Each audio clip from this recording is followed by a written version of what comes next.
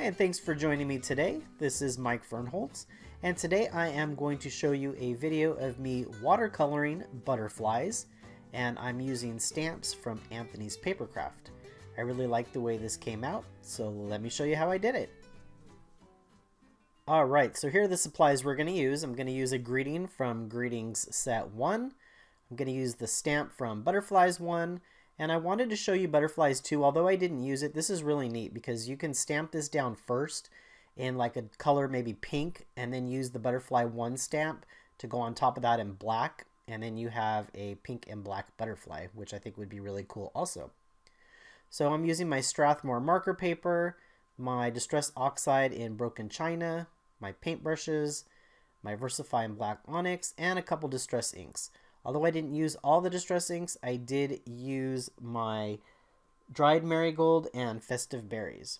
Now I did have some camera issues, and for some reason my camera did not record me doing the stamping, but I did go ahead and stamp this in the black Onyx ink, and then I did also put some clear embossing powder on it and heat set that. So now I'm going to go ahead and I'm using a little glass block that I have. I really like this. I got this at the dollar store. It's like a little tray or a little trivet or something like that. And it works really great for putting your inks on and watercoloring. So I'm going to go ahead and I'm smashing my Distress inks onto that little glass block. And I'm using just a little bit of water. And basically what I'm doing is I'm coloring it with the dried Marigold, and then I'm coming in with the Festive Berries, and then I'm putting just a little bit of water on the paintbrush and kind of blending the two together. And so that's pretty much the process that I do through this entire watercoloring of the butterflies. Now this is sped up really fast because this did take me over 20 minutes just to watercolor the butterflies. So I'm going to go ahead and put some music on and let you guys watch some of this. I did cut away after a few minutes, and then I'll show you the end result. If you did want to go ahead and fast forward, you could forward the video to 4 minutes and 6 seconds, and that's where this is mostly completed, at least the butterfly part, and then I'll show you how I did the blue part for the sky.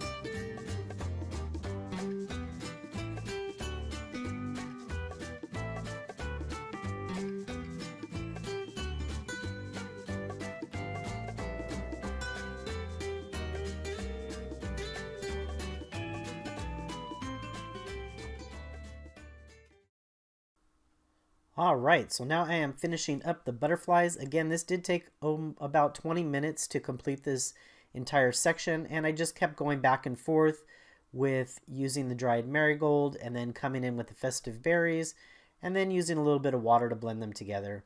I did a little bit of variations here and there, but for the most part that is the process that I used. Once that was complete, I did hit it with the heat gun just to make sure that everything was dry before I moved on. And so once everything was dried, I went ahead and I came in with the Distress Oxide in Broken China, and I wet that down really, really well. I kept coming, I have a little bit of water in a cup off to the side, and I kept wetting that until I had the consistency that I liked. And then I went ahead and I started painting in and around the background for a sky. The good thing that with this is because I used the black embossing powder, it's going to have an emboss resist on it so that distress ink will not stick to the black embossing powder. So I was okay with going over the black a little bit. I still wanted to be a little bit careful, but I was able to get pretty close without any issues. And if you look really closely, I did go out of the lines on the butterflies a little bit with some of the dried marigold and festive berries, and the blue broken china hid that just a little bit. And it's okay because it's watercolor. It's supposed to be a little bit messy, but I really like the way this came out. And so I went ahead and I just went around the project, turning it just so that it was easier to manipulate and to get into all the little nooks and crannies there. So again, I'm going to go ahead and put a little music on and then catch back up with you when this is almost done.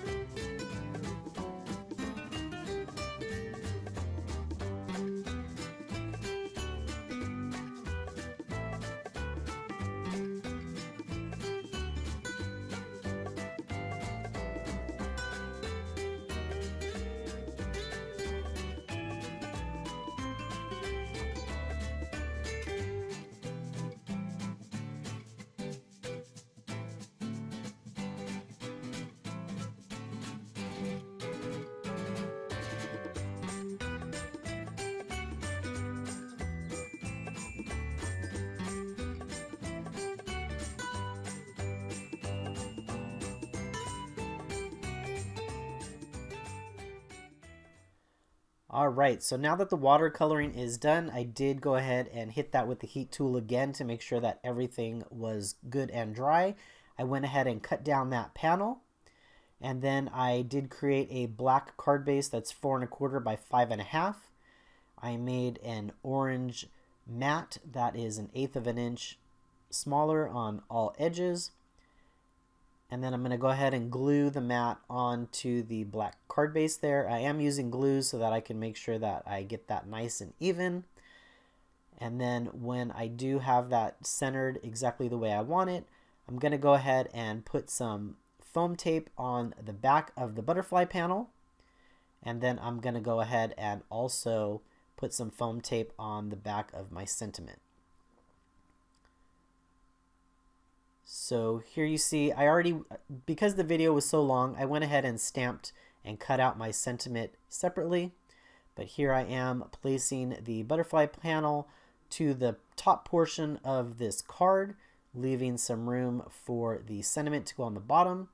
And then I'm going to go ahead and peel off the foam tape and then apply that to the bottom of the card.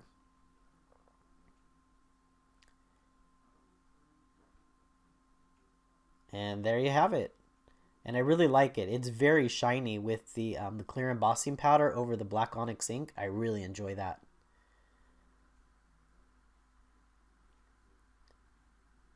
Well, there you have it, folks. There is the watercolored butterfly card using Anthony's Papercraft stamps in the stamp set Butterflies 1.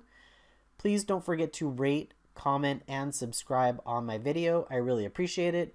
I'm trying to get to 1,000 subscribers by summer, so giving me A thumbs up and a subscribe would surely help me out. On your screen now is a recommended video as well as a subscribe button. Thanks everybody and have a great day.